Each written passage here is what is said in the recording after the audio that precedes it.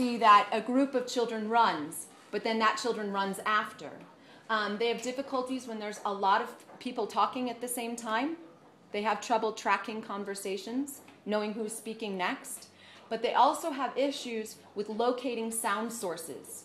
So if something falls, you will see them look for it, whereas the rest of us would immediately go that something fell back here. There's a lot of different things that you can look for in a child that's hearing impaired.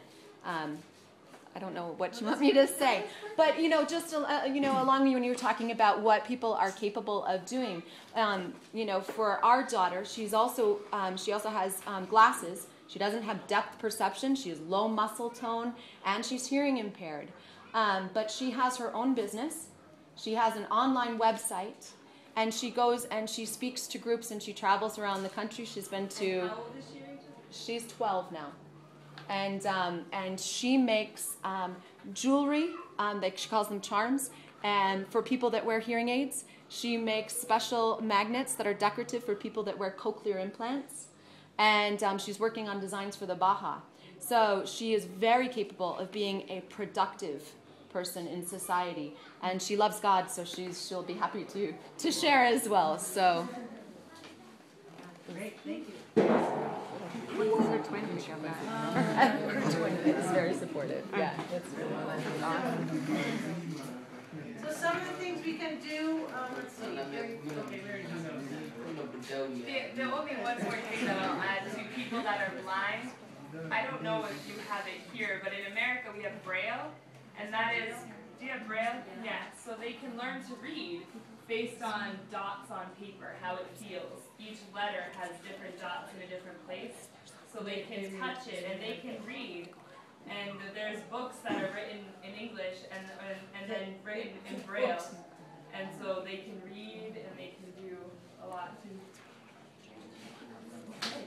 Any other questions? I love what Rachel said, though. It's important to remember that most blind people and deaf people, cognitively, like we talked about the learning disabilities and the cognitively, they're usually right on, for the most part. But not always. When she says cognitively, she means like their brain. Right. Yeah. Right. Cognitively means, yeah, their brain. So a blind person brain usually works awesome, and same with deaf. Yes. If someone is losing blindness, it's disappearing slowly by slowly. Yes. And you give him or her glasses. Is there any way you can work out? Let's say you don't want to use the glasses. Is there any way you provide the same back? There's really not a whole lot you can do. In America, they have surgeries, but they're very expensive, and a number of people don't get them, so they'll just go ahead and wear glasses. But usually it's permanent if they're blind or if they're losing their eyesight. Yeah, for the most part, you can't really, once your eyes start to go, you usually have to keep doing this for the rest of your life. Like I'm legally blind without contacts or glasses, but as I kept growing, my eyes got worse and worse and worse. So you have to keep, so say if there is a child who needs glasses and he goes in, every year they should have their eyes checked, because as they grow, their eyes change also. Or so I know with me, I started out and my eyesight was not as bad when I was younger, but now it's bad, so I have to have the correct type of glasses or the correct contact. Do you guys see contact lenses? Do you know contact I don't think lenses? so, because I know somebody took one out and people were. Well, contact lenses. I have contacts in my eyes right now. It's a little piece It's a lens that goes over my eye. Look at his face. You might be able to see it. I don't know if you can see it. It's round in my eye. So it's clear. It's clear. I would take it out, but It's like a would magnifying glass.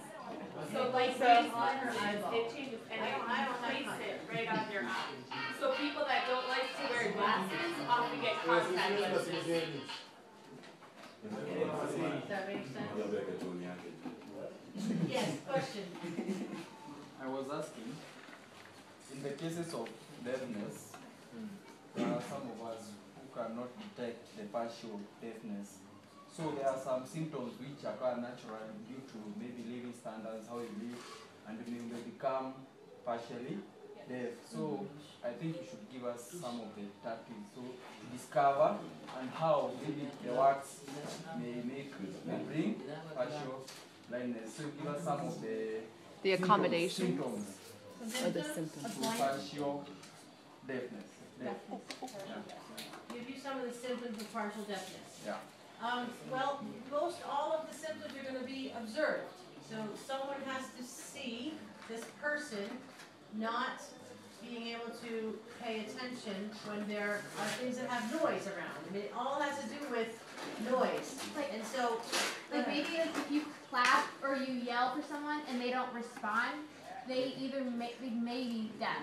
It's not that they are, but it's possible. It's like lots of things like that happen. Like if you call their name and they're far away and they don't hear you, so you walk closer and you're yelling their name and yelling their name and yelling their name, and until you're right here yelling their name and they don't look at you, then something might be wrong. Right. Or if there's like something happens outside where a bunch of people yell at the same time and they're looking around like, where are all those people?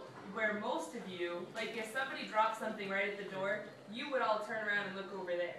But somebody that's partially deaf might have to look around first. Like where did that noise come from? They don't necessarily know instantly. They can't hear which side the sound is coming from. So to answer your question, what I would do is, if you think someone is partially hearing impaired, I would observe them. So go watch them. Be in interaction with other people. And like be specifically watching that person for how they react to anything that has to do with noise. And you could do some of your own little experiments, certainly, with them. You know, you could make a loud noise. You could, like Rachel said, you could try to do some clapping or try to, you know, come up behind them and whistle and see if they see you, you know, and if they don't, come beside them. I mean, there's things that you could certainly do just as a regular person. And then you could ask them, did you hear me? Because sometimes, you know, they might not want to hear you, so you have to be very careful that it's not just that, you know, I don't feel like listening to you whistle right now, but if they can. So does that help? You can, so it's really, it's an observational, you gotta, if you think someone is hearing impaired, you gotta watch them in interactions with other people and in their daily life. Is that helpful? Did you want to add anything? You know, I'll just add a little bit. Yeah. Deafness, and they talk about that there are, they call it in America, they have a speech banana. And there are sounds that you hear on high frequency levels, and there are sounds that are produced on a low frequency level. So this idea of clapping or making a loud noise behind someone, my daughter can hear loud noises. She can hear clapping without her hearing aids in. But if you whistled, like was suggested earlier, she might not hear that because she doesn't hear the high frequency sounds. It is reflected in her speech. So sometimes you can find that someone is hearing impaired by listening to them talk. So for example, in English, the sounds that she cannot hear are the letter S. She can't hear F. She can't hear TH. She can't hear SH. Sh. These are unvoiced high-frequency sounds. So there are things like that that you can look for. And we talked about, you know, the location of sound. And there are tons of accommodations that can be made. But I think a big thing that we're talking about is observation, but also communication.